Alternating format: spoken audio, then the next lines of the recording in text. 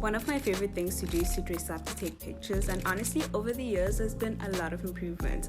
If you're interested in shooting your own content, I'll be taking you through the entire process from start to finish on how I take and edit my pictures.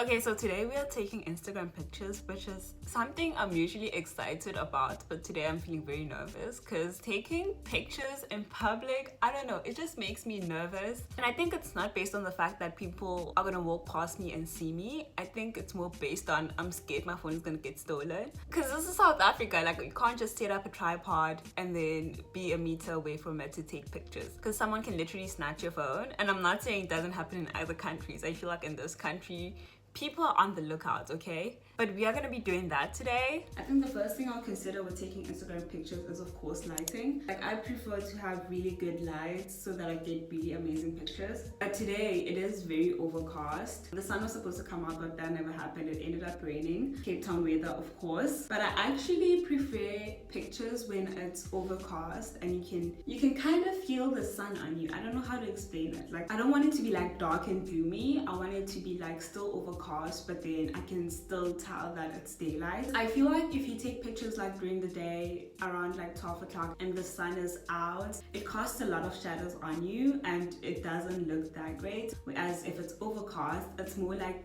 evened out and the clouds prevent you from like direct light. I remember the other time I took pictures and it was like overcast and the pictures looked amazing, okay? It was the perfect amount of light. And then the next thing I would look at is obviously location. I found the perfect cafe to take pictures at. They have a little like outside area. It's giving Paris, Parisian vibes. It's actually an Italian cafe in town. But they only have like a couple of seats, only a few seats outside. I really want to sit outside. But if that doesn't work out, I also have the parking lot downstairs, which I feel like is much more easier. So I'm gonna try that out first. And also there are not a lot of people. And even if there are people, like I don't care. No one's gonna try to steal my phone in my own apartment building. So hopefully the cafe works out. Then the other thing you want to consider is of course equipment. If you have a friend who can take your pictures, great, I am happy for you. But sometimes I also think to myself, like I don't want to be the friend who makes people feel like they only hang out with them just because they want their picture taken. If it happens spontaneously that you're with your friends and you want to take pictures, then it happens. But I don't want to ever make people feel like I'm only hanging out with them just because I want them to help take my pictures. And also if I only took pictures when I was like hanging out with people, I would only post like twice a year. If you have a tripod, great. Don't really need a tripod. I think what I've been looking for lately is an octo body because I feel like that's very helpful. Another good piece of camera equipment to have is like those collapsible tripods, because my tripod is large. I think it's like this large once collapsed, and I feel like that's very like visible to people. I can't hide that.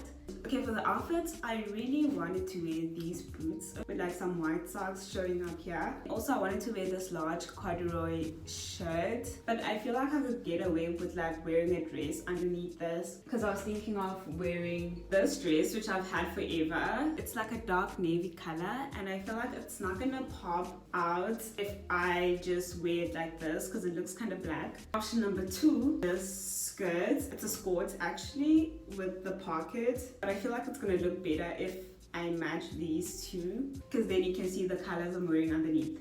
No, nah, that's not it. I'm gonna wear this. We have an outfit. Let me show you. It's the boots and the dress and the shirt. I don't have a full body mirror, but I just stood on the toilet to see my full outfit.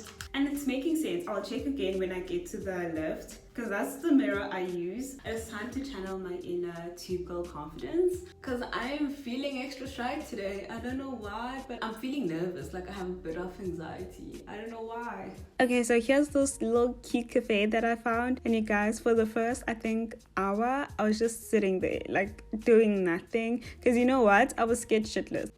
And then I got myself this thing that looks like a croissant, but apparently it's not a croissant. I don't know. I was also as confused. And I also got myself an Italian cappuccino because they don't serve regular cappuccinos and lattes, which I had to learn the hard way. So I set up my tripod to an angle that I felt comfortable with. And you guys, as much as people recommend using the back camera because the quality is always better, I use the front camera because then I can see if the exposure is incorrect or if the angle looks off, unlike using the back camera. And I also prefer prefer to take videos instead of pictures because I feel like with the video, first of all, you can always reuse that into a reel or a TikTok, and a video just flows much better than just sitting there and posing. I don't know, it looks more natural to me, unlike stagnant pictures. But be careful, because if you're moving too fast, you are going to get a lot of blurry pictures. There's also this amazing app called Lens Buddy that you can use to take your own pictures. You set it off once and it has like a timer, and it can take like 10 pictures at a time. It's amazing, but I still just don't like taking pictures. I prefer to take a video, because again, from a singular video you can get a reel, a TikTok, pictures, etc.